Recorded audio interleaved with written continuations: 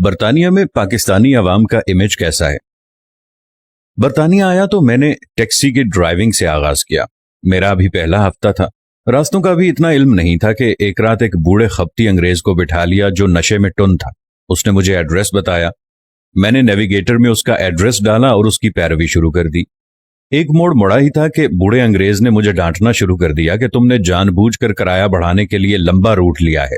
میں نے اسے بتایا کہ میں نیا ڈرائیور ہوں، مجھے راستوں کا علم نہیں ہے، اگر تم جانتے ہو تو مجھے راستہ گائیڈ کر دو۔ وہ بولا کہ میں خود ٹیکسی ڈرائیور رہا ہوں، تم لوگوں کے فراڈ سے اچھی طرح واقف ہوں، تم پاکستانی ڈرائیور جان بوجھ کر ایسا کرتے ہو۔ میں نے یہ کہہ کر جان چھڑانے کی کوشش کی کہ تم جتنا کرایہ دینا چاہتے ہو دے دینا، مگر ہم پاکستانیوں کو بے ایمان نہ کہو۔ وہ چونکہ نشے میں تھا، اس کی طنزیہ گفت و شنید جاری رہی اور وہ غصے سے پھنکارتا اور منہ سے بہت کچھ بڑبڑاتا رہا۔ میں برداشت کرتا رہا کیونکہ امیگریشن آفس میں یہی برداشت سکھائی گئی تھی۔ آخر ہم منزل پر پہنچ گئے۔ اس کا بل 7 پاؤنڈ بنا تھا۔ وہ غصے سے ٹیکسی سے باہر نکلا، اپنے پرس سے ایک نوٹ نکالا اور مجھے تھماتے ہوئے کہا، یہ لو 5 پاؤنڈ، میں ہمیشہ 5 پاؤنڈ ہی دیتا ہوں۔ یہ کہہ کر وہ نوٹ تھما کر چل پڑا۔ اس کے گھر کے باہر اندھیرا تھا۔ میں نے گاڑی کی روشنی میں اس کا دیا ہوا نوٹ دیکھا تو وہ 5 پاؤنڈ کا نہیں تھا بلکہ 20 پاؤنڈ کا نوٹ تھا۔ میں نے اسے پیچھے سے آواز دی اور اسے بلایا۔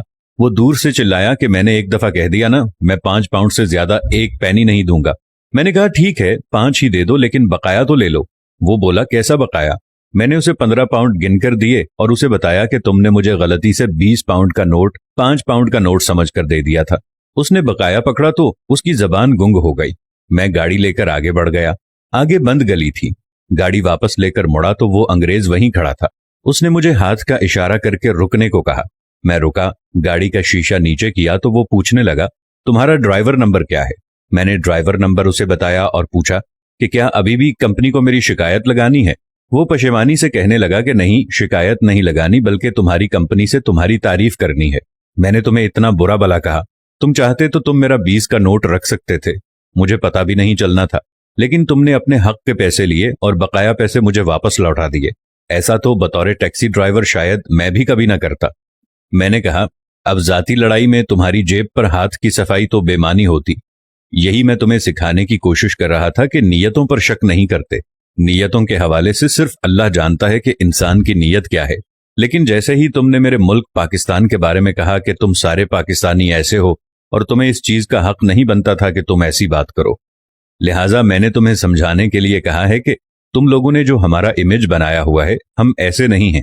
ہم پاکستانی تو محبت کرنے والے لوگ ہیں، ہم پاکستانی تو عزت کرنے والے لوگ ہیں۔